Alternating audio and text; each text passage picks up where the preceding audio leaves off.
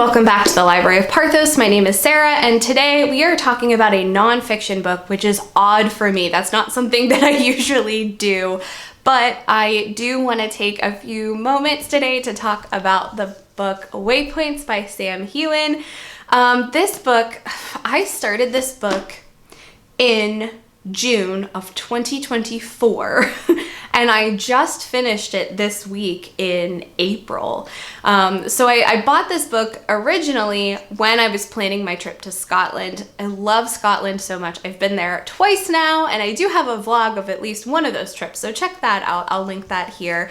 But this book I knew was not only Sam Heughan's memoir. If you're not familiar with him, he's best known as Jamie from Outlander, but it is also his journey on the West Highland Way, which is a hiking trail through the Scottish Highlands that you can go on. And I really wanted in this book to get the visuals and the descriptions of Scotland. So I bought this to read on my way there, thinking, 6-ish hour flight, I'll probably finish it on my way there, coming home at some point. And obviously that did not happen. There were definitely parts about this book that I love, but there were parts about this book that made it very difficult for me to get through. Now, I know a lot of people are reluctant to give reviews on memoirs or autobiographies because in a way it feels like criticizing that person's life. And I would agree with that statement. I really don't like doing it. So I do want to just say initially that I do have a lot of criticisms for this book, but none of it, of course, is a reflection on Sam Heughan. It's just a reflection on what was picked to include and the way that it was written. So those will be my criticisms as we talk through this book together today. Being that it is nonfiction, I don't really feel a need to go through spoilers per se. I will talk just through a couple of highlights of the story, how it's set up, and then I will talk about my thoughts. So stick around to hear what I liked and what I did not enjoy about Waypoints by Sam Heughan. So this is Sam Heughan's story of his early life, the whole way through getting cast as Jamie in Outlander, and kind of the events that happened after that. So kind of becoming famous, what all happened because of that. So we do get a lot of his personal life, we get a lot of his acting journey, we get a lot of his, the descriptions of the trials of becoming an actor and making that big break. That is intermixed with him choosing to take about a week to travel through the Scottish Highlands on this hiking trail. And so there are parts that are a couple of pages of hiking description, and then there will be like a gap, and then it'll be back to his personal life. And that's kind of the setup throughout the entire book. There are also a couple of sections through the book where he did include some photographs, so there are some pictures to look at that match the story. Obviously, I'm not going to talk through his entire life story, just a couple of highlights that might come up in conversation later. He was raised by a single mom with his brother. His father was out of the picture pretty early on, just moved away and was not involved. Sam loved anything theater related. He ended up working in a theater, touring with a couple of groups, and eventually went to college to pursue a performing arts degree. At that point, he still did some stage acting, but was really trying to get into film and television, had a couple of small things, and then was working really hard for that big break. And eventually he did land the part of Jamie in Outlander. Toward the end of the book, we do find out that he and his brother at one point did reunite with his father, who had a terminal illness at the time. And so they did get to spend some time with him shortly before he passed away. I would say that's a pretty key moment in the book, at least for me. And I believe that's pretty much it in terms of his personal life, kind of broad overview. The West Highland Way sounds like it is just the most amazing hiking trail. And what I really loved about his description is he started off very ambitious that he was going to rough it the whole way. He was going to sleep in a tent. He was going to make his own food over a campfire, and quickly learned that that just wasn't how he wanted to do this trip, and he was not enjoying it doing it that way. And so instead he chose to stop at like a pub or an inn every night along the way. And just the descriptions of the towns, the food brings back memories for me, and just so cozy feeling. Those were the parts that I really enjoyed about this book. So as I mentioned, I of course don't have any criticism about his life. Everyone has a unique, interesting life story that is important to tell. I will say when I purchased this book, I wasn't so much interested in the memoir part. I was interested in the hiking part. So when I was reading the memoir portions of the book, I wasn't super engaged. It was just kind of, I need to get through this to get back to the parts that I do enjoy. As I mentioned at the beginning, my criticisms for this book is the way that it was written and the way that it was organized. I felt that the decision to tell a parallel story, so we have his personal life and we have this hiking journey, I thought that that was great.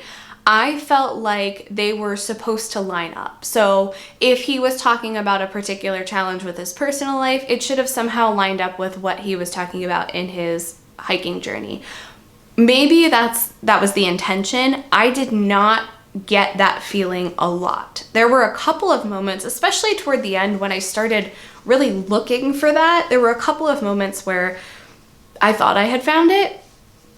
But overall, it felt like it was just two things happening at the same time, and they weren't lining up in any way, other than they were about the same person. There were some choices that were made. There were some things that they focused on in the book that were just, I don't know if it was supposed to be humorous. It didn't work for me. It was kind of annoying. The first one being these walking sticks that he decides to buy. So at the very beginning, when he's setting out on this journey, he goes to buy supplies, and it's recommended that he get these walking sticks. And so he gets them and very quickly thinks, I'm never going to use these, and wants to throw them away. And at one point he decides to get them out and realizes how valuable they are, and the walking sticks make it the entire journey with him. So he does end up using them the whole way. But frequently throughout the book, we are reminded that he still has the walking sticks and how useful the walking sticks turned out to be, and that he will never throw them away. Like verbatim, multiple times. And so personally, I felt like, okay, we understand that. It would have been cute just to like throw a little mention of the walking sticks in here and there. It was always like over-explained. Like, I got out my walking sticks, which I would never throw away. They became super useful to me. And then they would just restate that in a different way several times throughout the book. And I felt like that was the case with a couple of things, where they were just restated in a different way, over-explained, not just a quick little mention to remind us. It was a lot of detail. And one of those was weird attention to his physical health. That was brought up a lot. Like, I've decided to pay attention to my physical health. I've decided to eat this and pay attention to my physical health. It was a lot. And at one point I was like, if this is mentioned one more time, I think I'm going to throw this book across the room. And the other thing, which I think was supposed to be humorous, is he was just talking to these mushrooms the whole way. And I did not find humor in that at all. At the end of the book, there's actually a diagram of the different types of mushrooms that he found along the way, descriptions of them, and of course a little note at the end not to eat any until you research them. But he frequently talks to the mushrooms and calls them like little soldiers. And again, it didn't work for me. I didn't think it was funny. So with all of the parts that I just mentioned that were kind of long and drawn out, I felt like there were also key parts that I wanted to know more about that were just glazed over very quickly. Now, the part about his father and reuniting with him and making a connection before he passed away, I felt like that was given the space that it needed to have. I was happy with how much that was discussed in the book.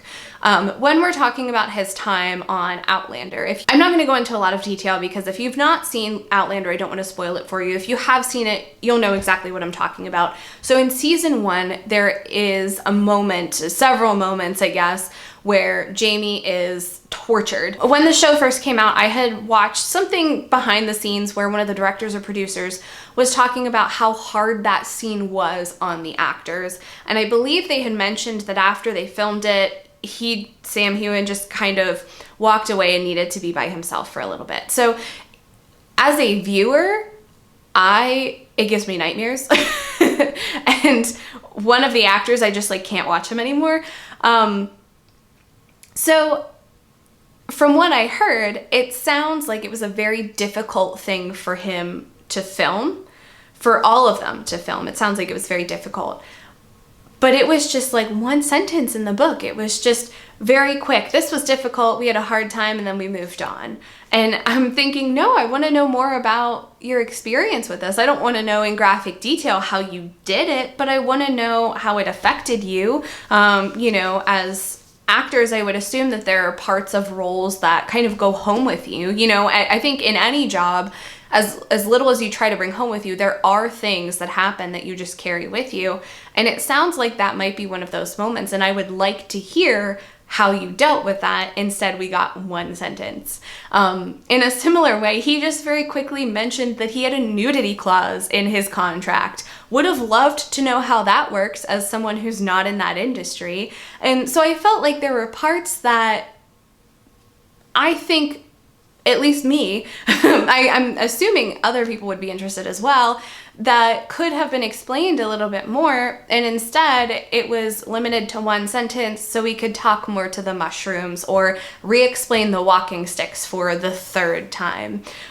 So I had an issue with the pacing of the book, the connections that were being made, and just the writing style in general. In terms of the story, I really enjoyed hearing about his life in Scotland, one of my favorite places. And I also enjoyed hearing the roles that he has auditioned for. So there are some pretty big films, pretty big roles that he had auditioned for. And it was fun to read through those and see what he was trying out for and who actually got the part, which is of course the people we know that were in those movies today. So that was a fun aspect of this read. So overall, Waypoints was not a win for me, but I also didn't hate it. So the pacing was off. I struggled to get through it. So I think if you are a fan of Sam Heughan and you want to know more about him, if you're a fan of memoirs, this is probably a good fit for you. If you are picking it up like I did for the hiking elements, it's probably not going to be what you are hoping it will be. So maybe choose a different book. Now, I know he has co-authored another book called Clanlands, and I'm kind of wondering if that one would be more of a description of the Scottish Highlands and the history behind it.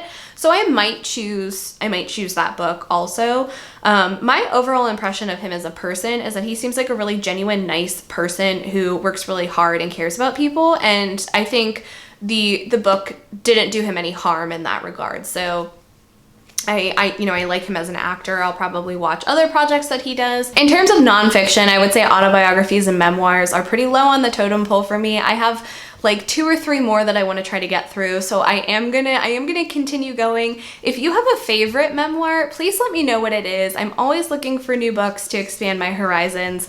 And I would much rather read a nonfiction book about a specific topic rather than a person. But if there's one that has been kind of mind-blowing for you, please let me know so I can check it out. Also, if you've read Waypoints, let me know your overall thoughts on the book, if you agree or disagree with any of what I said. And as always, thank you so much for watching. Don't forget to like and subscribe, and I'll see you guys soon. Bye.